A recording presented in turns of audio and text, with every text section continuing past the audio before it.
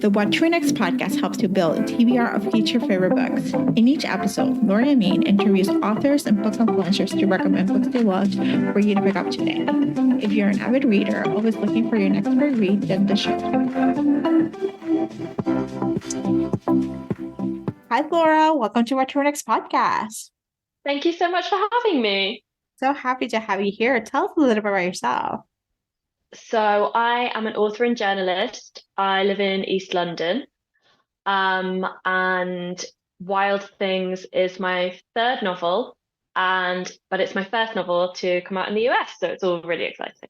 Oh my gosh. So how is the process of, getting your books, because your books were published in, I'm assuming, the UK, and then getting a book deal in the US? What was the process? How was it different? How is it similar for those listeners who are interested in knowing more about it?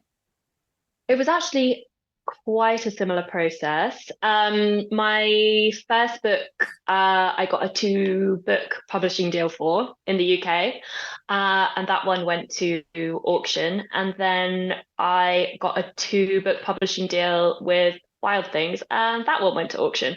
So it's all there's been like a real symmetry to it. But the whole thing, is beyond exciting. It doesn't really feel real. This is really exciting. So when did you start writing?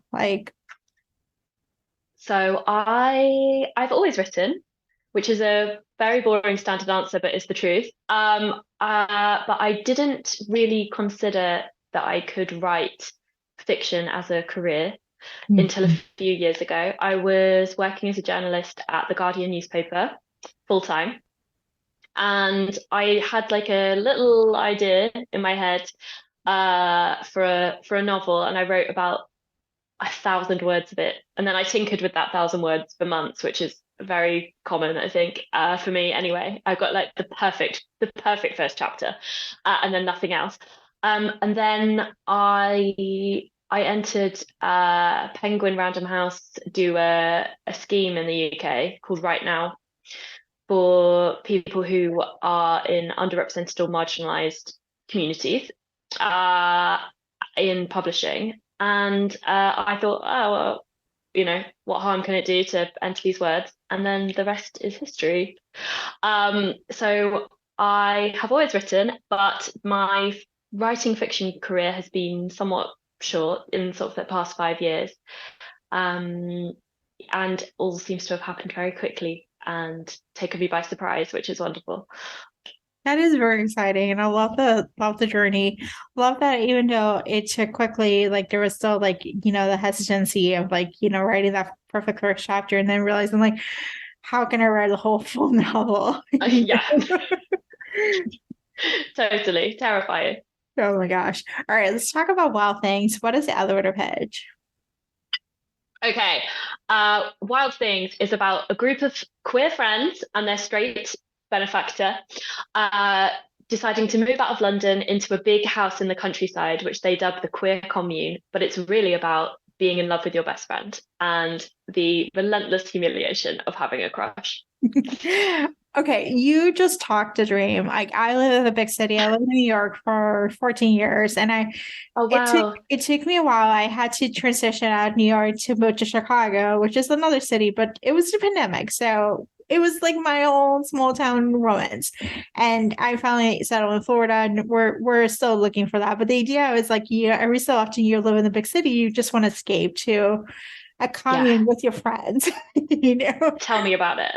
I mean, every few weeks, my friends and I will send each other a link to a massive, ridiculous house that's somewhere completely insane in the countryside, and it costs about £10.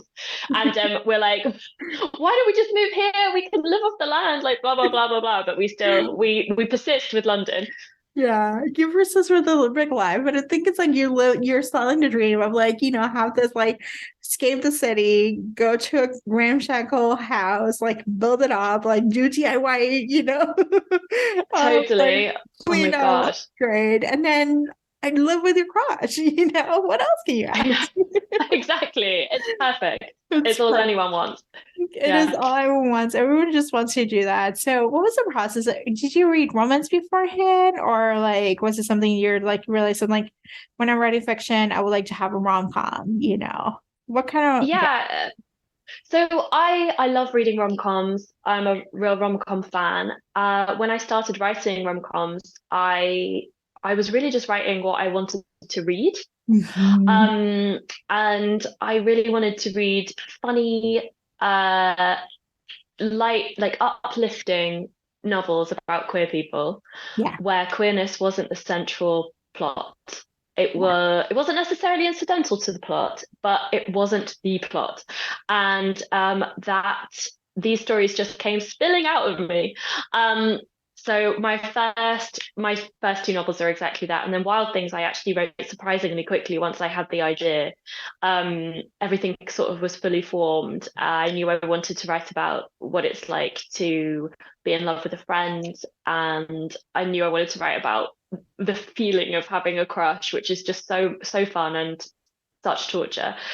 Um, and I wanted to write about escaping the city, or like choosing an alternative life, or prioritizing your chosen family, and all of those things. And it all kind of came together Yeah. nicely for me. I Yeah, love that you're writing joy and you're not writing trauma. It's just like it's the good parts. It's what we strive for. Like it's an aspirational in some ways novel. Like someone who's like looking for something, you're like looking for joy.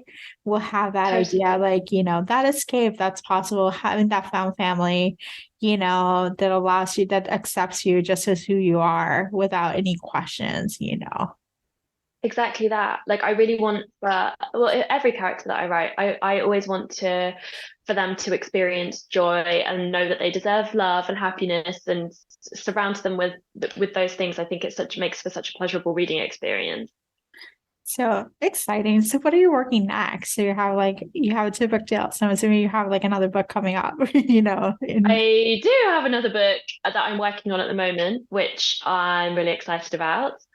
And classically can't say anything else about. it is, That's all oh, I can say. it is so good. Awesome. So let's chat some book recommendations. What kind of books do you tend to read? I read everything.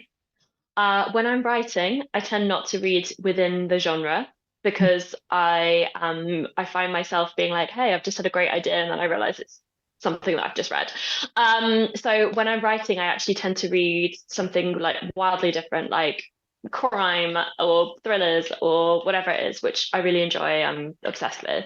I've become really obsessed. There's an author called Will Dean who has a series about this deaf Swedish journalist called Tuva Moodyson, and the whole series is absolutely amazing, and I love it. That's a massive recommendation. And then but I do love when I'm not writing to read rom-coms. I especially love to read queer rom-coms. And I'm just looking at my shelf. That's where I'm appearing off to. Yeah. So what have I read recently? I actually really recently read a book called Infamous by Lex Croucher, which is Mm-hmm. a queer sort of like Regency. Yeah. It's so much fun. It's like if you loved like Bridgerton but wanted it to be queer, that's Yeah. Infamous. Have you read it? I read it. It's so good. It's so good. Isn't it so good? I love it. Yeah. It's so good. It's like Mean Girls, Bridgerton, kind of like, Yeah. It's so funny. So Yeah. funny. I love it when a book really properly makes me laugh out loud. Yeah. And it does that. And I also have I read it a while ago, but I've reread it since it was published. Read Really Good Actually by Monica Heisey. Ooh, I haven't heard about that one. Tell me all about it.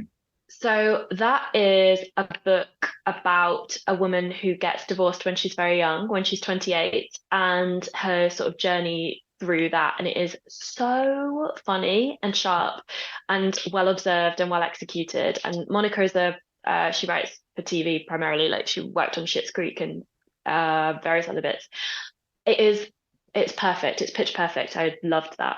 Oh my gosh, adding this to the TBR for sure. So, Laura, tell us where we can find you online. So I am on Instagram at Laura EK. I'm on Twitter at Laura Eliza K, and my website is lauraKauthor.co.uk. Awesome. Thank you, Laura, for being on the show. Of course. Thank you so much for having me. If you enjoyed this podcast, feel free to share with friends, subscribe, rate, and review the show. This is the easiest way to support the podcast. For a list of books mentioned and other book recommendations, please visit whattoreadnextblog.com. Thank you so much for listening and happy reading.